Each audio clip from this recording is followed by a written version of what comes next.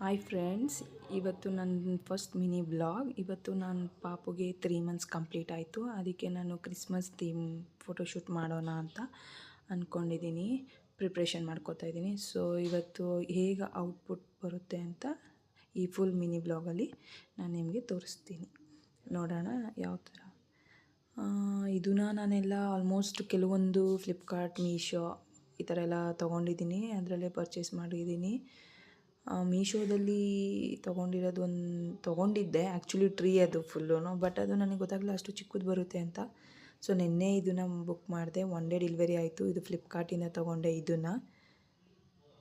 ಇದು ಟ್ರೀ ಮಾಡೋಣ ಅಂತ. ಸೊ ಈ ಥರ ಟ್ರೀ ನಾನು ಮಾಡಿದೆ. ಬಟ್ ಅದು ತೊಗೊಂಡಿರೋದು ತುಂಬ ಅಂದರೆ ತುಂಬ ಚಿಕ್ಕದು ಬಂದಿತ್ತು. ನನಗದು ಅಷ್ಟು ಇಷ್ಟ ಆಗಲಿಲ್ಲ. ಸೊ ಅದಕ್ಕೆ ಇದರಲ್ಲಿ ಮಾಡಿದೆ. ಆಮೇಲೆ ನಾನು ಇದನ್ನೆಲ್ಲ ಮೇರಿ ಕ್ರಿಸ್ಮಸ್ ಅನ್ನೋದೆಲ್ಲ ನಾನು ಕಲರ್ ಶೀಟ್ಸಲ್ಲೇ ಎಲ್ಲ ಕಟ್ ಮಾಡಿಕೊಂಡೆ, ಬರೆದ್ಬಿಟ್ಟು ಎಲ್ಲ ಕಟ್ ಮಾಡ್ಕೊಂಡು ಮೇರಿ ಕ್ರಿಸ್ಮಸ್ ಅಂತ ಬರೀತಾ ಇದ್ದೀನಿ. ಸೊ ಹೆಂಗಿದ್ರು ನಾಳೆ ಕ್ರಿಸ್ಮಸ್ ಅಲ್ವಾ, ಸೊ ಇವತ್ತೇ ಮಾಡೋಣ. ಯಾಕಂದರೆ ಅವನು ಸೆಪ್ಟೆಂಬರ್ 24 ಹುಟ್ಟಿದ್ದು. ಅದಕ್ಕೆ ನಾಳೆ ಮಾಡೋ ಬದಲು ಇವತ್ತೇ ಮಾಡೋಣ. 3 ಮಂತ್ಸ್ ಕಂಪ್ಲೀಟ್ ಆಯ್ತಲ್ವ, ಇವತ್ತೇ ಕ್ರಿಸ್ಮಸ್ ಥೀಮ್ ಫೋಟೋಶೂಟ್ ಮಾಡೋಣ ಅಂತ. ನೋಡಿ, ಕೆಲವೊಂದು ಬೆಲ್ಸ್ ಎಲ್ಲ ನಾನು ಆಲ್ಮೋಸ್ಟು ಹ್ಯಾಂಡ್ ಕ್ರಾಫ್ಟೇ ಮಾಡಿರೋದು. ನೋಡಿ, ತುಂಬ ಅಂದರೆ ತುಂಬ ಚಿಕ್ಕದು ಬಂದಿದೆ. ಅದು ಮೀಶೋದಿಂದ ತೊಗೊಂಡಿರೋದು ಅದು ಟ್ರೀ. ಬಟ್ ಕ್ಯೂಟಾಗಿತ್ತು. ಅದು ಸ್ಯಾಂಟಾ ಕ್ಲಾಸ್ ಎಲ್ಲ ಚೆನ್ನಾಗಿತ್ತು. ಅದಕ್ಕೆ ಅದನ್ನು ಆ ಕಡೆ ಮಾಡಿಬಿಟ್ಟು ಇದನ್ನು ನಾನು ಮಾಡಿದೆ. ಆಮೇಲೆ ಸ್ನೋಮ್ಯಾನ್ ಹತ್ತಿಲೂ ಮಾಡ್ಬೋದಾಗಿತ್ತು. ನಾನು ಬಟ್ಟೆಯಲ್ಲೂ ಮಾಡೋಣ ಅಂತ ವೈಟ್ ಕ್ಲಾತಲ್ಲಿ ಮಾಡೋಣ ಅಂತ ಅಂದ್ಕೊಂಡು ಮಾಡ್ತಾಯಿದ್ದೀನಿ. It's okay. ಅದು ಕೂಡ ಕ್ಯೂಟಾಗಿ ಚೆನ್ನಾಗಿ ಬಂತು. ನಾನು ಅದನ್ನೆಲ್ಲ ಆಲ್ಮೋಸ್ಟ್ ಹ್ಯಾಂಡ್ ಕ್ರಾಫ್ಟೇ ಮಾಡ್ಕೊಂಡಿರೋದು. ಅದು ಐಸು ನೋಸು ಎಲ್ಲ.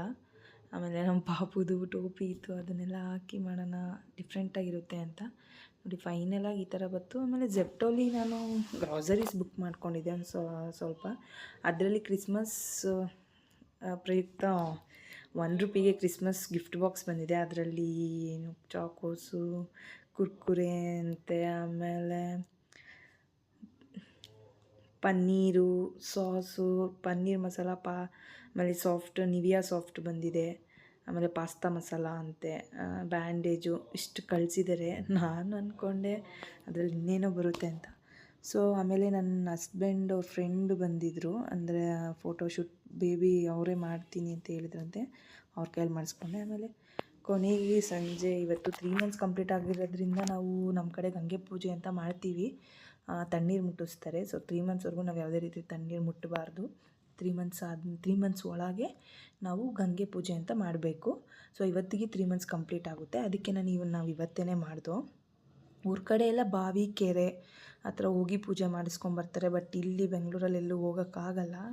ಕೆಳಗಡೆ ಇರೋ ನೆಲ್ಲಿಗೆನೇ ನೀಟಾಗಿ ಅದೆಲ್ಲ ವಾಶ್ ಮಾಡಿ ಅರಿಶಿನ ಕುಂಕುಮ ಎಲ್ಲ ಇಟ್ಟು, ಹೂವು ಎಲ್ಲ ಇಟ್ಟು, ಕಾಯೆಲ್ಲ ಹೊಡೆದು ಪೂಜೆ ಮಾಡಿದ್ವಿ.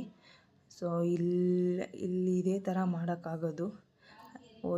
ಬಾಣಂತಿಯರಿಗೆಲ್ಲ ಆಲ್ಮೋಸ್ಟ್ ಗೊತ್ತಿರುತ್ತೆ. 3 ಮಂತ್ಸ್ ಆದಮೇಲೆ ಗಂಗೆ ಪೂಜೆ ಅಂತ ಮಾಡಿಸ್ತಾರೆ. ಸ್ವಲ್ಪ ಒಂದು 2-3 ಡ್ರಾಪಷ್ಟು ನೀರು ನಾವು ಕುಡ್ದು ಗಂಗೆ ಪೂಜೆ ಅಂತ ನಾವು ಮಾಡಬೇಕು. ಅದಕ್ಕೋಸ್ಕರ ಇವತ್ತು ಅದೊಂದು ಗಂಗೆ ಪೂಜೆ ಮಾಡಿದೆ. ನೋಡಿ ಫ್ರೆಂಡ್ಸ್, ಫೈನಲಿ ಈ ಥರ ಔಟ್ಲುಕ್ ಬಂದಿದೆ.